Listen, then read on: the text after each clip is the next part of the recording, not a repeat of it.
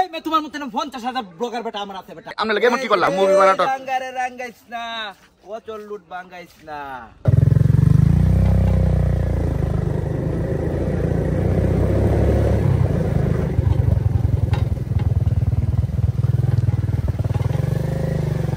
খুব দুর্গম রাস্তা মনে হয় যে কেউ চলাফেরা করে না যদি মাসে বছরে একটা মোটরসাইকেল হয়ে গেলাম কিন্তু ট্রাকে চলাচল করে গেছি আর আমরা অলরেডি 1 কিলো আয়া পরে ভিডিও দিছি কারণ এই রাস্তার আছে কাদা আবহাওয়ার ভিডিও করা আর প্রসেস আছি না আর বৃষ্টি আছি অলরেডি বৃষ্টি করতেছে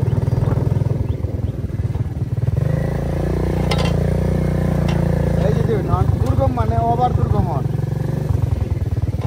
আর যে জায়গায় যাইতাছি এই জায়গায় যে একটা লোক কি বাতা হ্যাঁ আল্লাহ একটা লোক বসবাস করে একটা লোক কিভাবে বসবাস করে জীবন যাপন এই নই আল্লাহ তা সাহস বুয়ের ফাটা লাগে তো থাকলে মনে করেন যে এই শহর এলাকার মতো এই তো গই না আরো বন্ধু বান্ধব আইতাছে এন্দা এন্দা এন্দা এন্দা এন্দা লোক এন্দা এন্দা ডাইনা ডাইনা ডাইনা ডাইনা ডাইনা লোক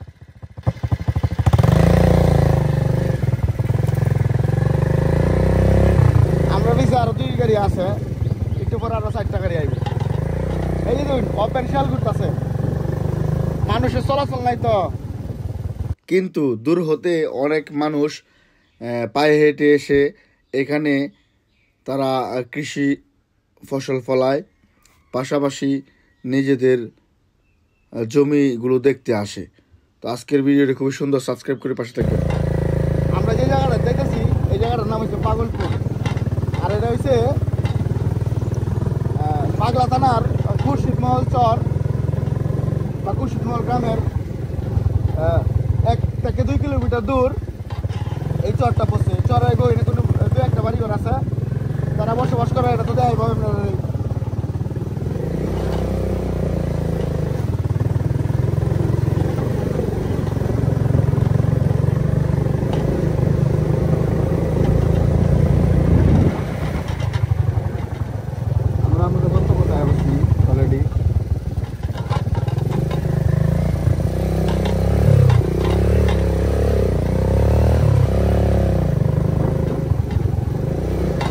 পাগলপুর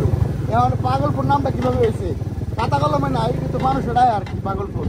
আমরা অনেকে ডাই এই নাম হয়েছে পাগলপুর এই না ভাইয়ের সংসার ভাইয়ের নাই ফ্যামিলি মনে করি যে ভাই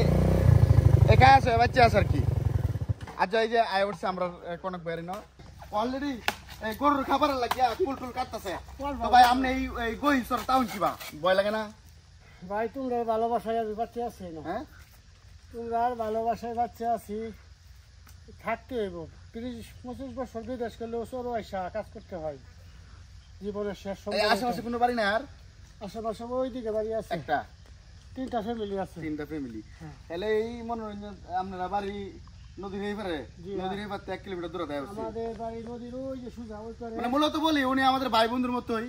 আমরা এই অনেকদিন পর তো রিল্যাক্স নেওয়ার জন্য আয়া পড়ছি যে এই কনক বাড়িতে ঘুরি আই এই শহরের মধ্যে একটা বাড়ি তো আজ আমরা এনে কি করি এটা তুলে ধরবাম তো আশা করি চ্যানেলটা সাবস্ক্রাইব করে আমাদের পাশে থাকবেন এই যে বন্ধু বান্ধব আয়া পড়ছি অবশ্যই এই যে তারি বাইছে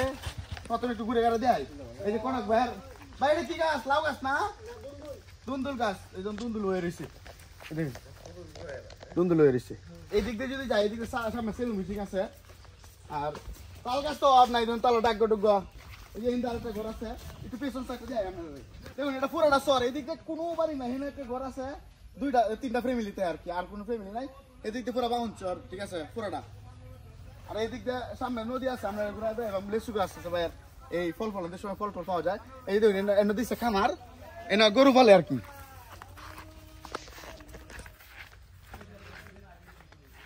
এখন আপনার বাইরের ঘরটা দেখাইবাম ঘরের ভিতরে কি আছে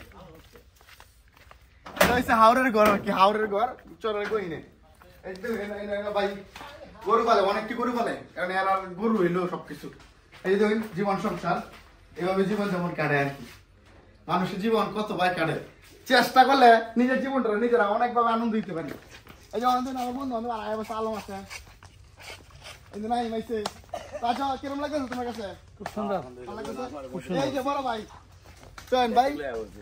ভাই কিরম লাগছে আপনাতে ভালো লাগতেছে নদীটা দেখে কিরম লাগছে প্রাকৃতিক তাই আমরা নদীটা একটু ঘুরে দিই এমনি মন ভালো হয়ে পরে দেখলে আমি এটা ঘুরে দিও